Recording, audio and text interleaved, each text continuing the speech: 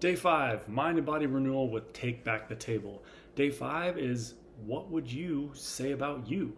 Now, we're going to think about things a little bit differently today. We're going to look at it from 3 different perspectives. There's your perceived perspective, how the world sees you. There's your projected, how you put yourself out into the world. And then there's your actual, how God sees you or how you actually are. Now, spoiler alert, Psalms 139 says, "You are a child of God, wonderfully made, dearly loved, and precious in His sight." So, just to let you know, that's who you actually are. But what we're going to do is we're going to look at things like when you go to a department store and you see one of those 3-way mirrors.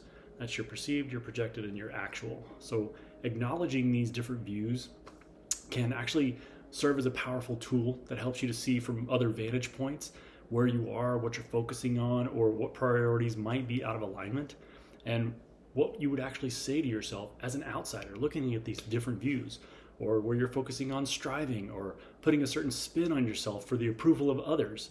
It just really helps you get to see that 360-degree view of yourself. And then when consciously observing these thoughts, it enhances your self-control, your problem solving, and your resilience.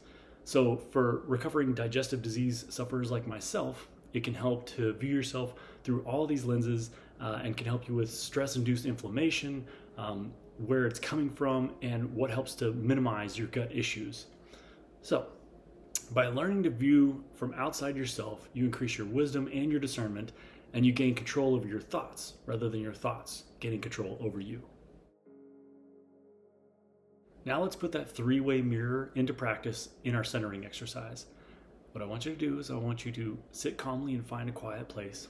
Get rid of all the distractions. Turn off your phone, turn off your TV, turn off your lights if you need to. And then I want you to observe your body. Notice how your arms are folded. How are your legs positioned? Do your ankles cross? Are you breathing shallow? What's your facial expressions like? Is there anything else? Is there any tension in your body? Take notice of these things. And then I want you to observe your emotions. What are you feeling right now? And then without judgment, name each of those emotions. And then imagine a friend standing in front of you. Only that friend is you. What would you tell you about what's going on in your life right now? What would each mirror view tell you? And then I want you to take this a step further. What if it was God standing in front of you? What would He say to you? Would He stretch out His arms? Would He hug you? Would you be afraid of Him?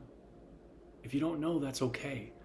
As you spend time with Him, you'll get to know His character. Now sit for a minute, and then I want you to write down, did anything come up? Did you have any insight? Is there anything that you need to wrestle with? And then we'll move forward. Step 1, be still. The 360-degree view. Let's use that 3-way mirror to get a better perspective of yourself. And then what I want you to do is take your journal and look at the entry that you put yesterday and filter that journal through this 3-way mirror. How you're projected, how you're perceived, and how you actually are. What thoughts arise when you look at what you wrote yesterday? Are there any patterns that you're starting to see? Take a moment and just acknowledge the presence of God, or acknowledge the presence of something bigger than yourself. And then gather awareness of your mental state. How are you doing? Isaiah 41:10 says, "Do not fear, for I am with you." You're not alone in this battle. There's a lot of people with digestive diseases, some of them worse off than you. But I just want you to know I am praying specifically for you today. Step 2, the breakdown.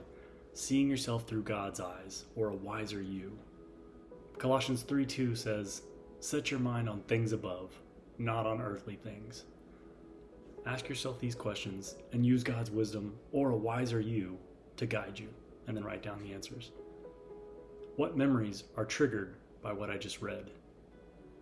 How does this thought affect my behavior or my emotions? What would Jesus or a wiser me say about this thought?